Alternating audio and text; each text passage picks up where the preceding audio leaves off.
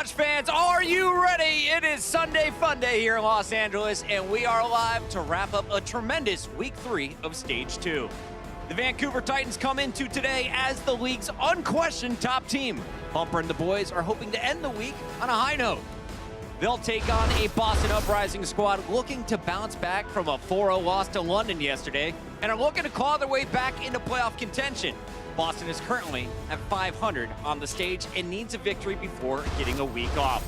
We are inside the Blizzard Arena where 8 teams will do battle on our stage this afternoon. Welcome, everybody. It's the Watchpoint pre-show presented by State Farm. I'm your host, Chris Buck, and I got the whole crew with me again. It's Zoe, it's Sideshow, and as Bren is taking a much-needed day to rest, we brought in Hexagrams once again. We'll go with that story. I saw Matt on the desk yesterday. I'm like, you know what would be better? Slightly shorter, slightly less good-looking. And I brought me in. I was like, perfect. Slightly smaller beard as well. Yeah, a little bit, everything's just a little fun-sized. Today was really fun. I got to start the day by doing Josh's hair. Yesterday, we had Matt dress you. I got to do your hair today. So we're doing your makeup next week. I'm not sure I'm happy just being the movable doll of the desk that you all mess with before the show, but my hair does look beautiful, Puckett. We're going to move the show along. The producer's yelling at me. It's the last day of action this week, but certainly not the least in our match of the week. The San Francisco Shock have their sights focused on a perfect stage, but the Spark have some choice words for their opponent today. Plus, we go inside the minds of our analysts as they give you their dream lineups. And as we do every Sunday, we'll take a look at some of the most emote-worthy moments from Week 3 in Emote Control. It's another day of stacked Overwatch action, kicking off their massive upset of the NYXL. The Atlanta Reign face the Charge. Houston and Shanghai will do battle. Our match of the week pits the Spark versus the Shock, and we kick things off with the league's top team, the Vancouver Titans. Looking to live up to their names. 11 regular season matches in, and they haven't lost one yet, guys. Looking to end that streak is Boston Uprising, who need to get back on a winning track today. So, Zoe, these teams played in our Stage 1 playoffs.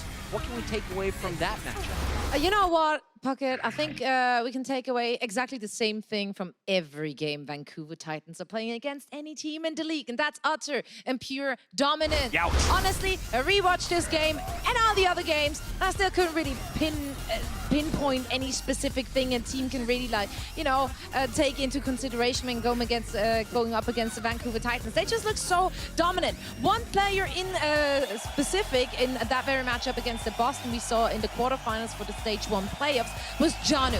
It was all Janu's show on map 1, 2, and even on map 3 when we headed into King's Road. He just continued to dive them. He continued to get those limbs. I think for map 1, he actually had the highest limbs in the entirety of the match for his team, and he played incredible aggressive, really matching Bumper's style there. Keep your eyes on that diva. Yeah, Vancouver Titans have been so impressive throughout their run, and we're so early in the season, and they're already setting unbelievable records. And they're about to try and tie the Boston Uprising's longest win streak record, which Boston unbelievably set last season with a perfect stage and then some extra for 15 straight.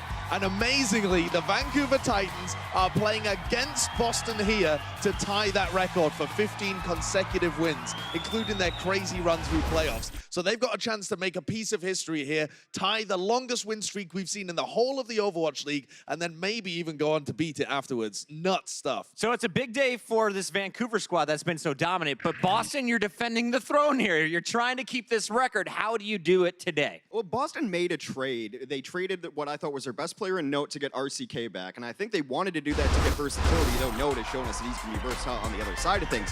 But you make this trade hopefully to try to do some Sombra stats, and Sombra's not perfect against the Titans. In fact, his Sombra play has not even been good since he moved to this new team as well. So it's kind of interesting that they're going to have to try this. I think Sombra can be better than it was against previous 3-3 because speed boost is a little bit nerfed, so you can't just roll over a Sombra. But I think RCK is going to have to step up. Boston needs that upset today. Following that match, we have 2 teams seemingly on different trajectories. The Shanghai Dragons are winners of 2 straight beyond strong play from Guangzhou. But the Outlaws have looked overmatched in Stage 2, sitting at 0-2 so far. So Hex, is it time for Houston to shake some things up? Yeah, Houston's a below-average team, and I've got the numbers to prove it. I actually had smarter people than I look at some of their stats across the league, and they're starting 6, but I don't really know what they can do to improve. They don't have this great bench lineup to bring in. Linkser has a kind of limited hero pool, but you look at it, the heroes that they play on in a 3-3 composition here, they're below 12th in nearly all of these. I mean, tied for 24th in the league on Inspire uptime. It's only, 20 teams in the league. That's just a little bit atrocious there. Ouch. Houston might need to make some roster moves and changes. I don't know if that organization is in the spot that they're able to do that. But right now, even their bench doesn't look good, and it's all very much below average. They just have to hope for a meta shift, I guess. Zoe, on our other side, we have Shanghai, who is playing back-to-back days. How could that affect them now? Actually, I think quite a bit, considering the map pool we're having, because yesterday when they played 4 completely different maps than what we will be seeing against the Houston Outlaws today. And frankly, if we're looking at statistics, on Houston's side, we haven't really seen that much. They haven't played as many games. On the other side, for the Dragons, Temple of Anubis or generally assault maps have not been looking great. They have a below 40% win percent chance on assault maps in general. So it's not their strongest map type. However, they did look very good on control maps. So even if we were to head into a game 5, I do think that the Dragons might have the edge. I'm hoping this is going to be still a really entertaining game, though. Even though I think Outlaws have struggled a little bit, they've shown some really creative stuff. And the Dragons have got this deadly DPS duo of DM and Ding. There's a lot of Ds actually there, which is fantastic to watch. They're so entertaining. Ding had these nuts EMPs, and then also his Pharah was unbelievably good. We've seen DM come out here. They have this crafted Bastion strategy with Ding on the Symmetra. They're such an entertaining team to watch because they like to go towards those players playing DPS stuff. And we've seen a little bit of that from Outlaws as well. So we could have a really entertaining, fairly back and forth match on our hands. Looking forward to that one. Our match of the week showcases some of the biggest names in the league. We'll hear from, well, some fighting words, I guess, from 2 of the teams next on the Watchpoint Preshow. Don't go anywhere, guys. This one presented by State Farm. The Overwatch League is brought to you by T-Mobile, now connecting 99% of Overwatch League fans. Catch your league on America's network, T-Mobile.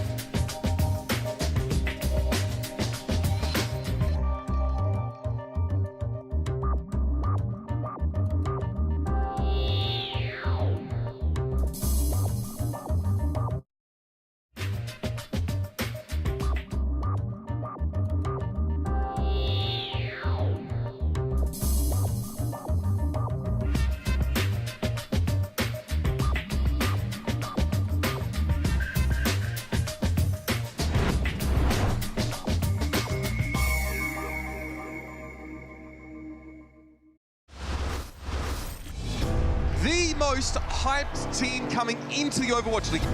San Francisco, they're coming at you. What are you going to do to stop it? 슈크가 스테이지 1 플레이오프에서 준우승을 했기 때문에 그에 걸맞는 평가를 받고 있는 것 같고 딱히 과대평가나 그런 건 없는 것 같아요. They're pretty inconsistent, honestly. Sometimes they'll play well, sometimes they don't. So, I mean, which Hangzhou is going to show up that day, you know? I think you're getting the impression that something big is going down. The Hangzhou Spark, unbelievable! The Shark, commanding victory. 슈크 강점은 이제 6명에서 다 같이 한 번에 몰아치는 거. 누구든 한 명을 많이 잡아서 멘탈을 깨야겠죠. I think they're pretty solid, but they just have to work out a few things. Maybe more than a few, but, you know. This is the moment we've all been waiting for. This is the treat of the week. It's not looking good for Spark. It's all shock right now. 저희가 저번에 했던 실수가 시간 낭비를 많이 했었는데 그것만 고치고 팀적으로 더 단단해지면은 And that's going to be a 3-1 victory for San Francisco Shock. 저번에는 저희가 3대1로 졌는데 이번에는 저희가 3대1로 이길 것 같아요. Hangzhou Spark, unbelievable. We beat them 3-1. Now they think they're gonna beat us 3-1. Super just gets an amped by a strike. So they thought right now they're gonna beat 3-1 to us? Yeah. Okay.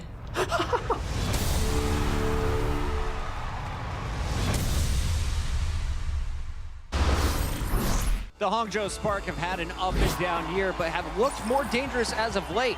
The Shock have an opportunity to set an all-time map win streak record at 19 today and continue to look dominant. So, Sully, what is unique about this Shock squad that has them looking so strong right now? Well, if we're looking at the best teams in the league right now, one thing is for sure, all of them, and that means all three teams, are sticking to the 3-3 composition with one kind of difference, and that is the Shock, which are very heavily relying on that Zenyatta still, where we do Excelsior as well as Titans C. We see both of those teams switching over to the Ana for quite a bit ever since the recent patch. That's been a change which a lot of teams have been doing, but the Shock is in fact sticking to Violet on Zenyatta, and they're actually faring really, really well. I know there's a lot of arguments you can make for playing the Zenyatta over the Ana, mainly the one which we always had, which was it's still D.Va in every single game. D.Va is shutting down every single ability Ana really has, which sets her aside, which means the sleep darts, the bionades, etc. So it's kind of shutting down that kit. But for some teams, it's currently really working. And teams such as Shock are sticking to the Zen. Yeah, I think for teams like NYXL and teams like Titans, they really like the Ana to be able to buff up their main tank, who's like the focal point. But for the Shock, with Violet playing such a great Zenyatta, they just kind of move forward as a whole team. And it's more about putting pressure as an entire unit on their opponent. They don't really need to pour resources into Super. They have Super, they have Sinatra, Architect or Rascal, whoever happens to be playing the Brig, can push up aggressive. But it's Violet who's doing crazy damage from the back. And he is a candidate for Rookie of the Year, alongside people like Shu and like Twilight, who've also come into the league and played fantastic flex supports. But this guy is really performing very, very well and just throws out damage that it's really difficult to deal with if you're against the Shock. Heck, staying on the topic of supports here, how could the map pool actually help the Spark? I don't know. And by that, I mean IDK. Get it? Anyway, I'm sorry about that. I'll move on. Bring Brent back. Wow, that's all. Wow. I thought it was Look, what I'm saying is, you can have giant plays from your supports in the backline, and this map pool especially has a lot of bridges. I believe they open up a Lijiang Tower, which has been the resting place for many corpses at the bottom of that Hey, Corey. skyscraper right there. And I think you can have these enormous plays, and they're going to have to gamble a little bit and try to make these giant plays with their support line, because right now, I think on paper, they're just outmatched by the Shock. There you go. The last match of the day features the Atlanta Reign taking on the Guangzhou Charge. The Charge are winless this stage, but did pick up their first map victories this week.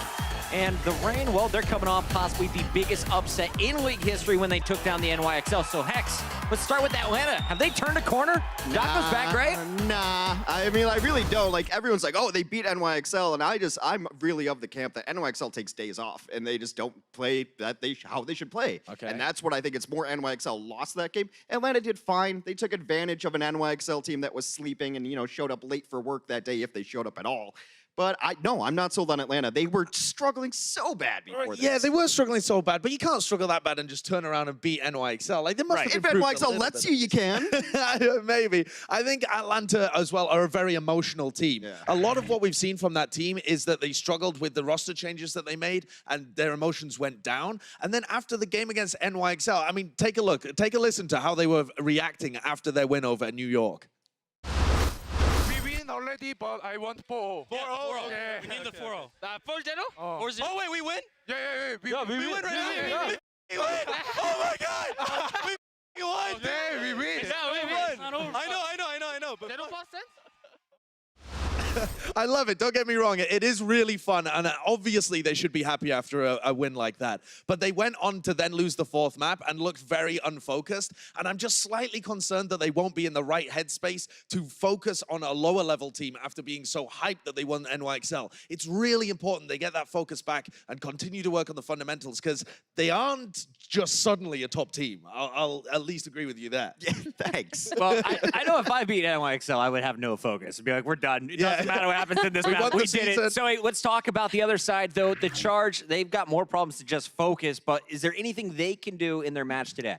Well, you know what, Pocket? Just play Doomfist forehead. There we go. That's been working for them. Look at that dynamic duo. Eileen on Doomfist was really, well, I want to say the winning condition. They didn't win per se, as in they didn't win at all. But they got to a map 5. Yeah, they got to a map 5. They made it look a lot closer. It wasn't the greatest series of all time. Actually, quite the opposite.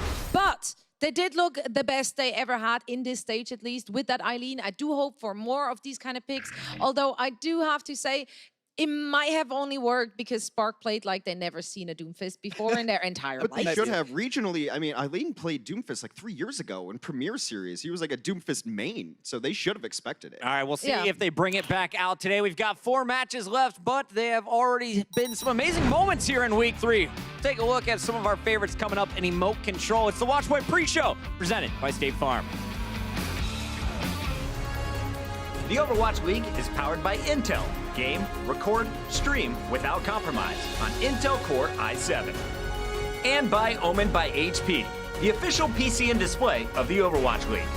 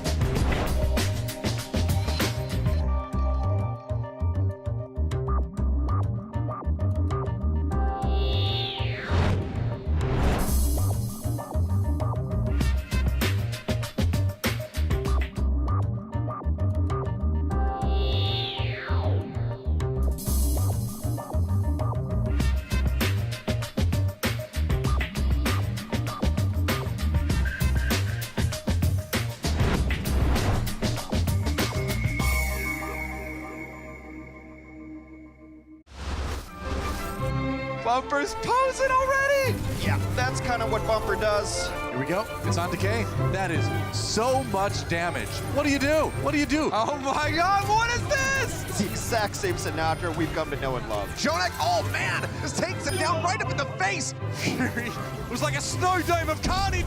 Oh yeah, here's a present for you. Some doo-doo in a bag set on fire.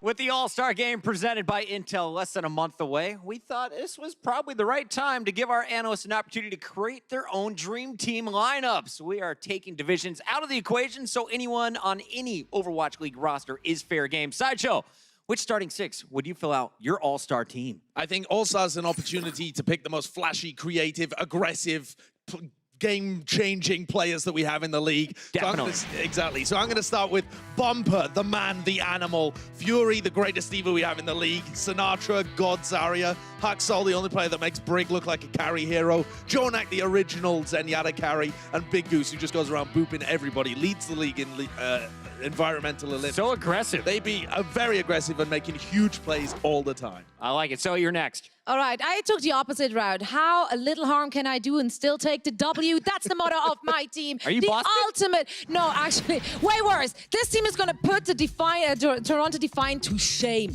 all right? Because they will get the job done, and it's going to be really boring to watch. We're going to have Mono doing his usual thing. Janu, he won't even know what to do with himself now that he's not on bumper rescue duty. And then we, of course, have DK. He might be a little bit of a rebel in this team. Prophet, you know, he's just steady. He's getting the job done. Maybe a bit flashy at times, but not really. Shu, he's just going to rely on heals and sleep darts only in IDK. You know, he's letting the environment do the dirty work for him. So I can't really count him as an aggressive Lucio player. Yeah, I think they have great chances of victory. Keep the damage low, get the W. Yeah, I like that. Hex, you're last but not least. Get it. Some people call me brilliant. Don't say anything. Some call me lazy. I like to consider myself brilliantly lazy in my team choice here. I also like very aggressive teams, but why mess with perfection when you already have an awesome team of an aggressive team?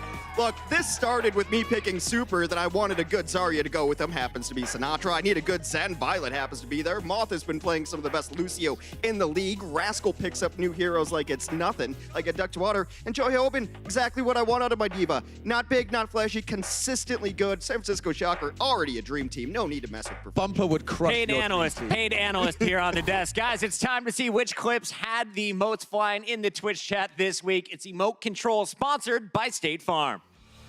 Oh, this one's good. I like this number 5. You guys ready? Okay. Sinatra! This is just cruel, buddy. Look at Sinatra doing IM37 dirty with a grab kill inside Toronto spawn. Analyst, what are you giving for this level of play from the great Shock Zarya? What do we got? What do we got? I'm going for the salt. Hate to see it happen. That's just brutal. It is a bit of a work face as well. That's Just cruel. leave spawn, forehead. Just leave spawn.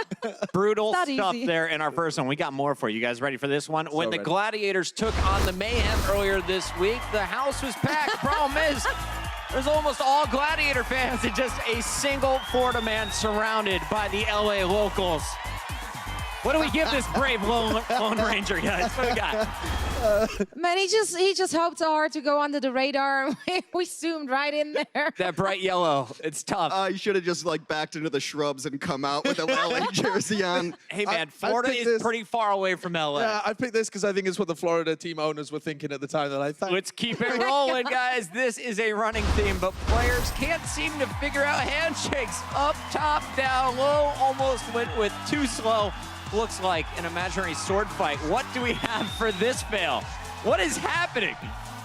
This is ridiculous. Yes. Just at this point, come on. Caparos. Such good team synergy in game. How is this even happening out of the game? I have no idea. They live together as well. I don't know how it's happening. There are no mistakes, just chances for opportunities to get that team bonding together. You I should like write a it. book. Good guy, Hex. really There we should go, not. guys. That's been Emote Control. Give it up for our analyst. That's Emote Control presented by State Farm. And don't worry, this show's not done yet.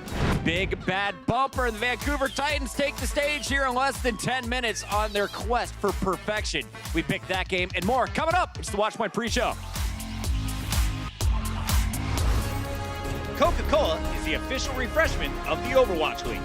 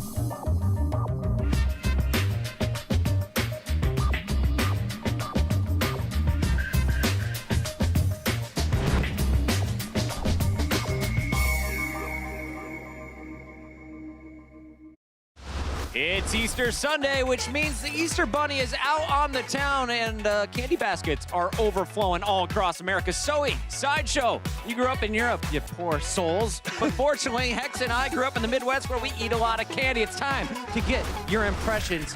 I brought along a good buddy. Hexagrams, will you do us the honors? We've got some good stuff coming. In America, we celebrate everything with sugar.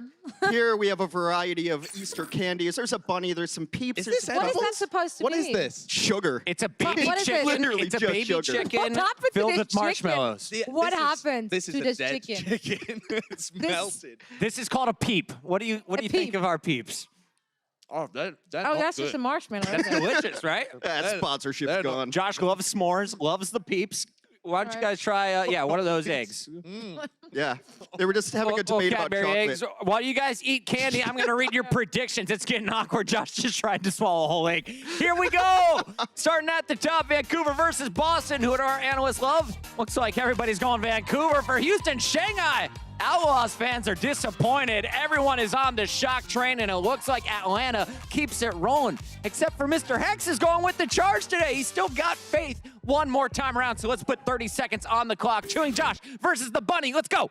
Okay, how can you possibly have faith in the Charge after they nearly set a map loss streak record and they just eventually managed to scrape it away by throwing Doomfist in there? Atlanta Rangers beat NYXL. Yeah, Atlanta Rain beat NYXL, whatever. That doesn't really matter. I'm still on Charge. Yeah, I don't have logic behind this. Look at me right now. Are you kidding me? I think that the Charge can still pull it off. We're playing some DPS compositions. I think Atlanta is that mentally fragile team that's not going to be prepared for him. But if the Charge lose today, I'm off the wagon and I'm getting all my cards on a Chengdu this time. Oh, all right. All right. Getting off the charge wagon, guys. We have 30 seconds left in the show, so let's get our final predictions here of why none of you went for the Houston Outlaws today. Why so much faith in the Dragons? I think the Dragons' DPS is just going to be too much, and I think they can also play a bunch of other stuff that will throw Houston off their game. I agree. I think the DPS is just too strong, and I think if Houston tries to DPS for DPS with them, that they're just going to lose that matchup too. Yeah. So you got 7 seconds. Go. Well, they haven't really looked that impressive as of late, whereas the Shanghai have. So I We'll have to talk give more it to about it at Shanghai. halftime. That's it for Watchpoint. We'll see you soon.